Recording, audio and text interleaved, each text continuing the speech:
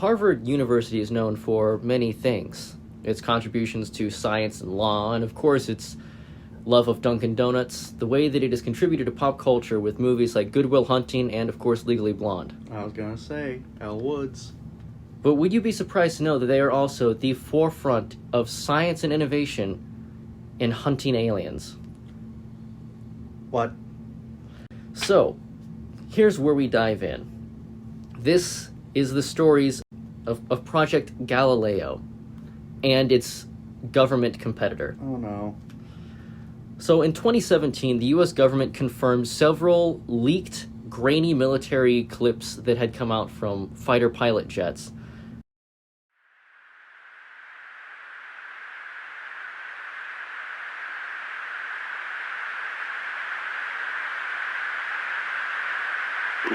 Nickel 6-1 Tango Project.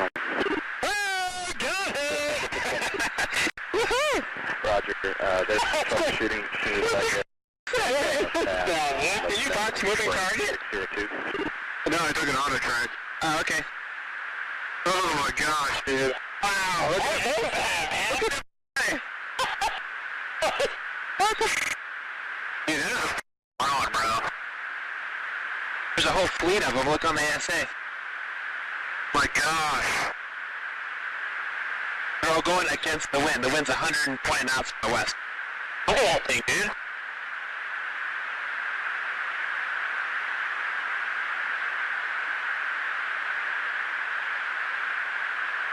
That's not our LNS though, is it? It's not. That is the LNS, dude. Well, if there's like... Look at that thing. Saying that they were in fact real. And then in 2021, they said that over 140 sightings of UAP were in fact real and not artificial. UAP standing for Unidentified Aerial Phenomenon. Because UFO now has a stigma. Yeah, pretty much, yeah. And also, I guess, it's not always an object they're Sometimes, seeing. yeah, sometimes it's like it could be a Weird storm. light or like light distortion in the air. Yeah, I actually think it is a better term overall. Yeah, because it's not always a flying object. It's more accurate. So, Project Galileo is spearheaded by a Harvard professor named Avi Loeb and staffed by multiple Harvard graduates part-time as well as run full-time by 2 postdoctoral Harvard researchers in computer science and physicists. Like Natalie Portman. Yep. Or Conan O'Brien. Avi is also the head of Harvard's Institute for Theory and Computation. Okay, so big brain. Mm-hmm.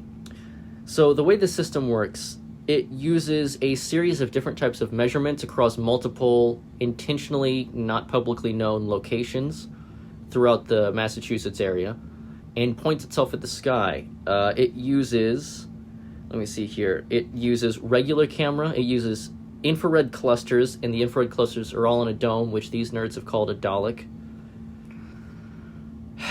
They also, they check video, infrared video, radio signal, electrical bursts, and compare against potential emissions from vehicles or objects in the sky. So if you see movement, that's not always movement. And the way that they can keep up with this is they have specifically trained a sort of persons of interest style AI to look at the sky and identify, okay, that's a bird. We don't need to look at that. That's a plane. That's, this is a balloon that some kid let go of. Don't flag those. We can keep them in the system, but that's not this. Yeah, or that Project Loon thing that was weird satellite balloon Or things. that kid who wasn't really in the balloon the whole time. Yeah. There's the callback. Yeah. And then they manually review what it flags, and it is constantly looking, and they have multiple locations doing this.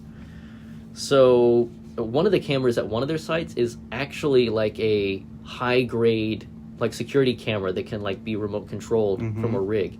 And it's really interesting because there's a lot of software for being in the sky and looking down and identifying people, places, and things and looking for specific phenomena, not so much looking up at the sky.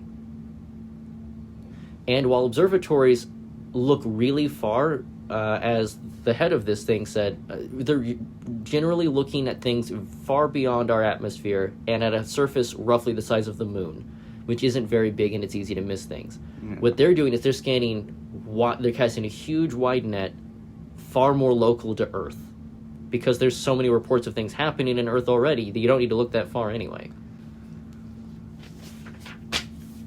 Harvard is looking for aliens. Yes.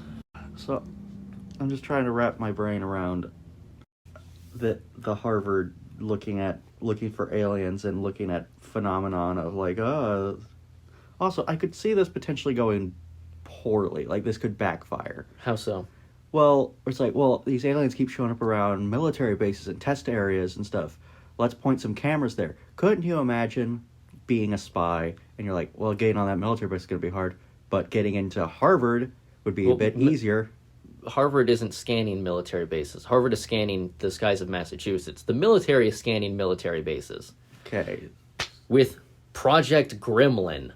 Of course. Which, if I'm not mistaken, is also the name of the mechs in XCOM 2, which is a funny coincidence, or someone at the Pentagon has a sense of humor. Or it's based on the movie Gremlins, which weren't they, like, ripping apart planes and stuff? I thought they were just Furbies that you can't feed. I'm getting it mixed up with a Twilight Zone episode by Sean Connery. Sean Connery was in William Twilight? Shatner. William Shatner. Your brain is cooked, man. Anyway, so both Project Gremlin and Project Galileo have deployed multiple sensor arrays in multiple locations. The difference being that while the Harvard people keep theirs just low-key, the governments are straight-up classified. And they have been deployed to locations that they have outwardly reported as having high presence of UAP phenomena, which again, unidentified aerial phenomenon. One of the highly suspected locations where these sensors might be, we have no confirmation, and the government wouldn't tell us anyway, is the Cheyenne Mountain, which is a NORAD Air Force base in Colorado built into an actual mountain, which you would recognize as the place where John Connor's getting to in T3, or where they keep the Stargate portal in Stargate. I just think things are never as cool as we think they're going to be. Okay. And if they are so radically crazy that it's not even believable. My theory is largely, these are just hyper-advanced drones from China, Japan, who knows where. Yeah. That would be my guess. But at the same time, it's never wrong to look for things if you had an unexplained phenomenon in your body, just because someone said it could be aliens doesn't mean you shouldn't go get it checked out to figure out what's going on in your body. The same thing goes for a celestial body. We should maybe pay attention. Diagnosing what's going on around us has never been a bad idea. But it does make you look a little crazy when you're doing it. Yeah, I think most of the unexplained aerial phenomenons will turn out to, like, foreign pilots from other countries and drones, like manned, humanoid, Earth-based drones. I don't think there's going to be a lot of alien stuff going on. I'm the type of person, I'm a science fiction lover. I love the idea of you are not alone, the spaceship is in the sky, and we rise up and we end up better because of it. But, statistically speaking, probably never going to happen during our lifetimes, if it exists at all. Because, again, we don't have enough galactic data to know if we are the exception to the rule where life developed, or if there really is more life out there and we just, for whatever reasons, aren't talking to each other. Well, I also think about, like, let's say an alien did just show up in, like, your backyard. The day the Earth stood still style? Well, who's to say that aliens communicate verbally, or they communicate at all? In The Expanse, the proto-molecule species, they communicate through light. Yeah, or like blinking lights. Or if it's like pheromones, or even if like it is like light or something like that, who's to say it's a light spectrum we can identify? Or like in Arrival, where they speak in a language that is the same forwards and backwards. The entire sentence exists at one point in time. Yeah. And to understand the language, in a cool sci-fi twist, allows you to perceive time differently. That movie rewrote the fabric of my brain. Yeah, it's just very good. I don't know. It's just Amy Adams. I think that if aliens did show up and like they were like, we could communicate with them, and they were not hostile. Mm-hmm. I think because humans suck, the first things we do is get them drunk. Second thing we do is try and have sex with them. And I think there would be a lot of government saying, kill it. But I think that's what would happen. I believe in the Mass Effect theory that horny is stronger than hate. I guess that's a form of optimism? It is. I think between the two of us, I am more optimistic, which doesn't bode well for you. No, it doesn't.